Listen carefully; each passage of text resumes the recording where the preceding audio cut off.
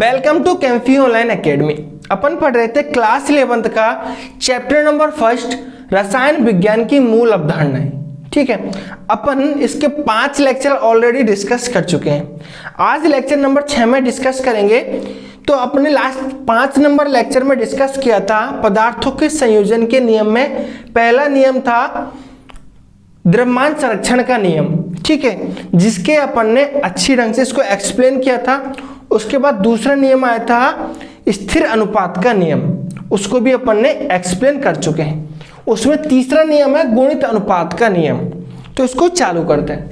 तो आपको बताएं, जो गुणित अनुपात का नियम सबसे पहले डाल्टन के द्वारा दिया गया था। किसके द्वारा दिया? इसको डाल्टन के द्वारा गुणित अनुपात के नियम को दिया गया था। अब इस नियम के अनुसार क्या होता है, दो तत्व मिलकर दो या दो से अधिक यौगिक बनाते हैं। ठीक है, जैसे कि एग्जाम्पल के रूप में लेते हैं, दो तत्व कौन से? नाइट्रोजन व ऑक्सीजन मिलकर दो या दो से अधिक क्या बना रहे हैं? यौगिक बना रहे हैं। ठीक है, तो दो या दो से अधिक यौगिक कौन कौन से होते हैं वो देखते हैं। N2O, NO, N2O3, N2O4, N2O5। इसने नाइट्रोजन व ऑक्सीजन की रिएक्शंस के थ्रू ये 5 यौगिक का फॉर्मेशन हुआ। तो गुणित अनुपात का नियम क्या कहता है? दो तत्व मिलकर दो या दो से क्या अधिक कण बनाते हैं, यौगिक का निर्माण करते हैं। तो किसी एक तत्व का भार दूसरे तत्व के भार के साथ किस में होता है? निश्चित भार व सरल अनुपात में होता है। अब इस लाइन का मतलब क्या हुआ? एक तत्व का भार दूसरे तत्व के निश्चित भार व सरल अनुपात में होता है। ये कैसे होता है इसको बताते हैं आपको ये नियम समझ में आया होगा। दो तत्व मिलकर दो या दो से अधिक यौगिक बनाते हैं। उसमें किसी एक तत्व का भार दूसरे तत्व के निश्चित भार व सरल अनुपात में होता है। आपके बीच एग्जांपल लिया, नाइट्रोजन व ऑक्सीजन मिलकर N2O, NO, N2O3, N2O4 व N2O5 का निर्माण करते हैं। ठीक है, तो यौगिक जैसे कि अपन ने बनाया N2O, NO, N2O3। ठीक है,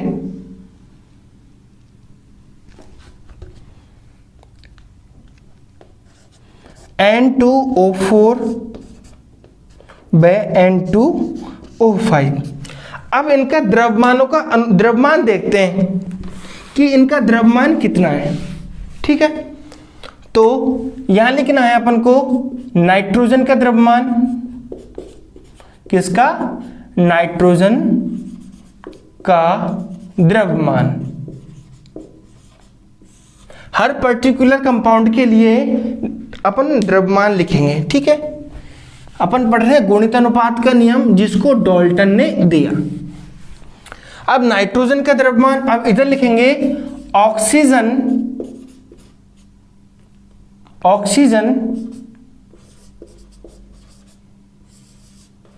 का द्रव्यमान।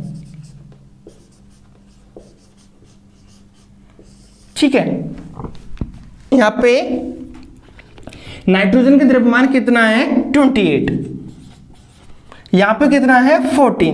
आपको बताएं, एक नाइट्रोजन का द्रव्यमान होता है, एक नाइट्रोजन का द्रव्यमान कितना होता है? 14 ग्राम। कितना होता है? 14 ग्राम। ये याद रखना आप। तो उसी के अनुसार अपन ने लिखा था, यहाँ पे दो नाइट्रोजन है तो 28, एक नाइट्रोजन है तो 14, और यहाँ पे 28 क्योंकि दो नाइट्रोजन है, यहाँ पे भी दो नाइट्रोजन है और यहाँ पे भी दो नाइट्रोजन है। आपको बताएं, एक ऑक्सीजन का द्रव्यमान होता है 16 ग्राम। एक ऑक्सीजन का द्रव्यमान कितना होता है? 16 ग्राम। ये याद रखने वाली बात होती है। एक ऑक्सीजन का द्रव्यमान 16 ग्राम होता है। मैं अभी आपको जैसे ये संयोजन के नियम खत्म होते हैं कुछ जो इंपॉर्टेंट यौगिक है उनके द्रव्यमानों को मैं भी लिखा देता हूं। ठीक है, तो ऑक्सीजन का द्रव्यमान देखेंगे तो N2O में कितने ऑक्सीजन के परमाणु हैं? 1, तो 16। देन दूसरे में भी 16, इसमें 48, इसमें 64 और इसमें कितना हो जाएगा? 80। ठीक है, इसमें ऑक्सीजन कितना है? 1 ही था, तो अपने 16, इसमें भी 1, तो जैसे जैसे आप बढ़ते गए वैसे वैसे इनके द्रव्यमानों का अनुपात भी चेंज होता गया। अब बात करें आपको, आपके बीच बताएं,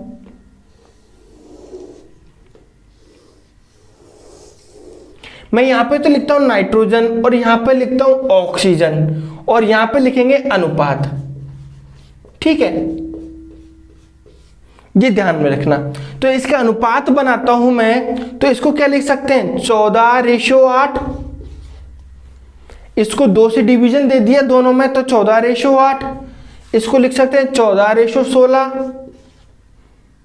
इसको लिखेंगे 28। इसको लिखेंगे, इसमें भी 2 का 24, इसमें भी 2 का डिवाइड किया तो ये आया 32, उसमें भी 2 का डिवाइड किया था और ये कितना आया? 40। तो नाइट्रोजन का द्रव्यमान तो इक्वल रह गया 14 ग्राम।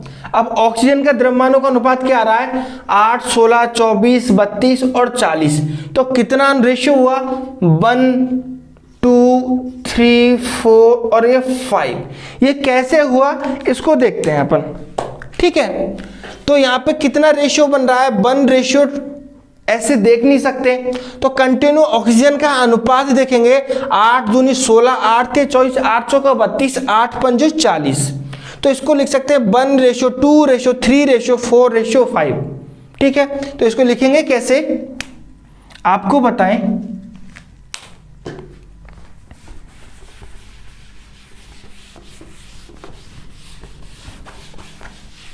जो अपने कंपाउंड बने कौन कौन से? N2O, NO, N2O3, ठीक है, N2O4, N2O5। अब इसमें ऑक्सीजन का द्रव्यमान, नाइट्रोजन का द्रव्यमान देखते हैं। तो यहां पे नाइट्रोजन का द्रव्यमान है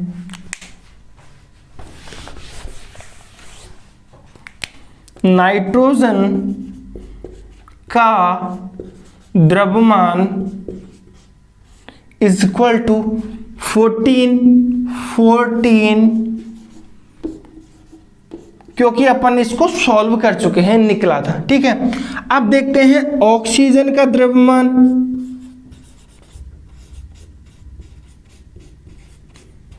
अब ऑक्सीजन का द्रव्यमान होगा,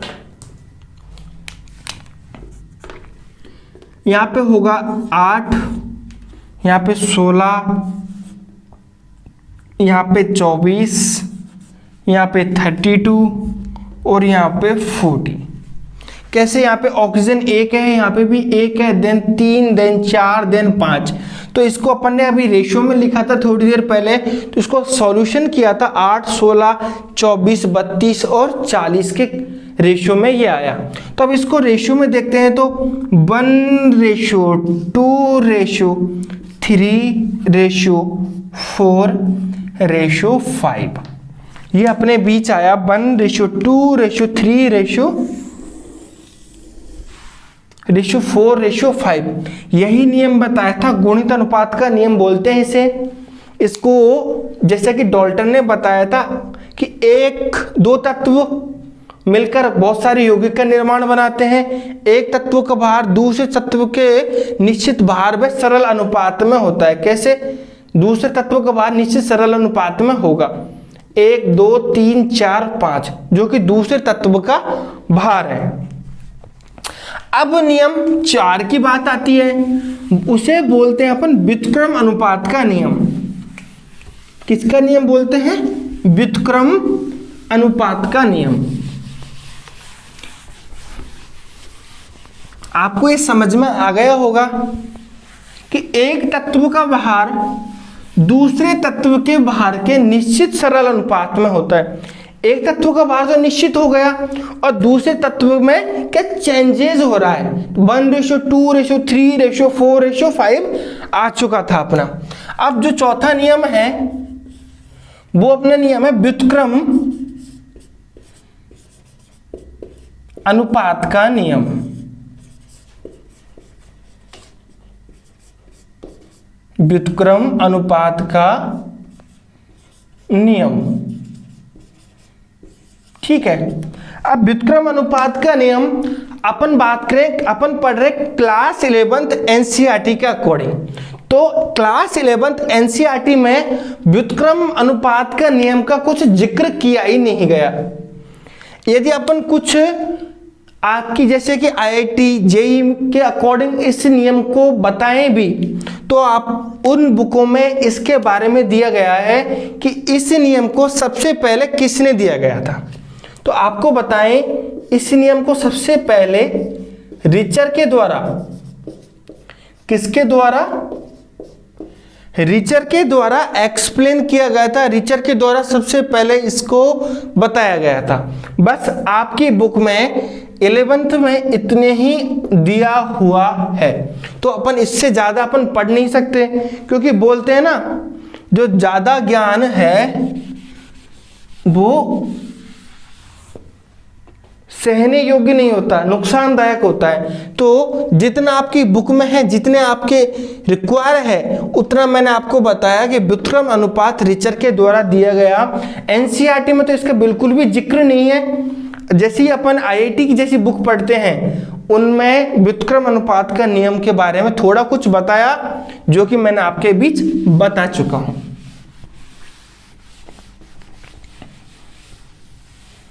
ये हुआ अपना व्युत्क्रम अनुपात का नियम। के बाद चौथा जो पांचवा और लास्ट नियम बचा है अपना, वो पांचवा है वह लास्ट नियम है गैलू-सेक का नियम। किसका? गैलू-सेक का नियम।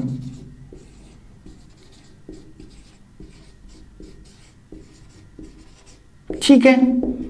अब ये जो गैलू-सेक का नियम है इसके बारे में अपन अच्छी ढंग से पढ़ते हैं।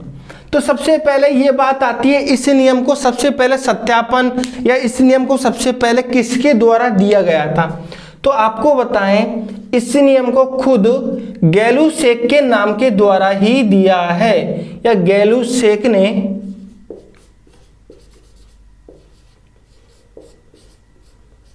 दिया।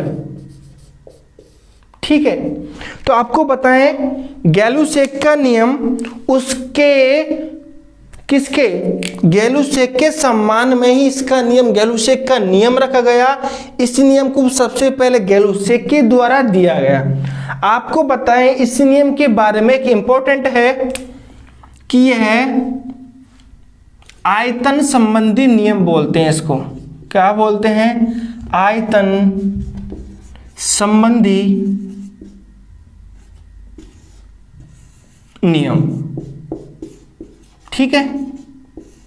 इस नियम को क्या बोलते हैं? आयतन संबंधी नियम भी बोलते हैं। ठीक है। अब बात करें, यह नियम गैसों के लिए दिया गया है। गैसों के लिए दिया गया है। आपको बताया इस नियम को सबसे पहले गैलू-सेक ने दिया था। इस नियम को आयतन संबंधी नियम कहते हैं। यह केवल किसके लिए दिया गया है? गैसों के लिए, ओनली गैसों के लिए दिया गया है। अब आपको बताएं इसके बारे में कुछ थोड़ा सा कि इस नियम के अनुसार समान ताप व दाब पर, इस नियम के अनुसार, किसके नियम के अनुसार? गैलू-सेक के नियम के अनुसार, इस नियम के अनुसार समान ताप व दाब पर। किस पे? इसी नियम के अनुसार समान ताप व दाब पर सभी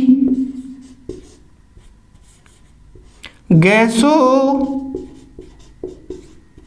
का, इस नियम के अनुसार समान ताप व दाब पर सभी गैसों का जो आयतन होता है, सभी गैसों का आयतन सरल पूर्णांक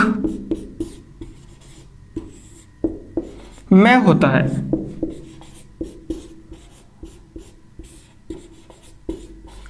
अपन ने क्या पढ़ा? गैलुसेक का नियम उसके सम्मान में रखा गया, गैलुसेक ने दिया गया था। इस नियम को आयतन संबंधी नियम बोलते हैं। यह केवल गैसों के लिए दिया गया है। इस नियम के अनुसार समान ताप व दाब पर सभी गैसों का आयतन, इस नियम पर सभी गैसों का आयतन क्या होता है? सरल पूर्णांक में होता है। एग्जाम्पल के तौर पे देखें, जैसे हाइड्रोजन, क्लोरीन और ब्रोमीन है, Br2। अब इसका आयतन एक आयतन है, ठीक है, इसका भी एक है और इसका भी एक है, तो सरल पूर्णांक में है, तो इसको क्या बोलेंगे? 1:1। तो ये नियम किसने दिया था? गैलुसेक ने दिया था। और इस नियम को आयतन संबंधी या गैसों के लिए दिया गया था। इस नियम के अनुसार समान ताप व दाब पर गैसों का आयतन सरल पूर्णांक में होता है। तो सरल पूर्णांक कैसे? 1:1। तो बिल्कुल सिंपलिसिटी में बताएं, H2 क्लोरीन और ब्रोमीन ये गैस के रूप में प्रेजेंट है यहाँ पे, ठीक है, क्लोरीन भी और ब्रोमीन भी। इसका एक आयतन, इसका भी एक आयतन और इसका भी एक आयतन, तीनों क्या है? बिल्कुल भी एक ही रेशियो में दिए गए हैं, ठीक है। और इसको गैलुसेक के नियम को आयतन संबंधी, क्योंकि जो आयतन लिया गया है बिल्कुल समान रेशियो में लिया गया है, तो इसको आयतन संबंधी नियम भी कहते हैं। ये अपने खत्म होते हैं पदार्थों के संयोजन के नियम, जो कि अपन ने 5 पढ़े थे। द्रव्यमान संरक्षण का नियम, स्थिर अनुपात का नियम, व्युत्क्रम अनुपात का नियम, गैलुसेक का नियम, और अपन ने पढ़ा था जो भी 5 नियम अपन पढ़ चुके हैं, ठीक है। अब जो इसका नेक्स्ट टॉपिक है वो होता है डाल्टन का परमाणु सिद्धांत या परमाणु सिद्धांत है, ठीक है। तो उसके बारे में अपन नेक्स्ट लेक्चर में डिस्कस करेंगे, ठीक है। तो वीडियो को शेयर करना बिल्कुल भी ना भूलें।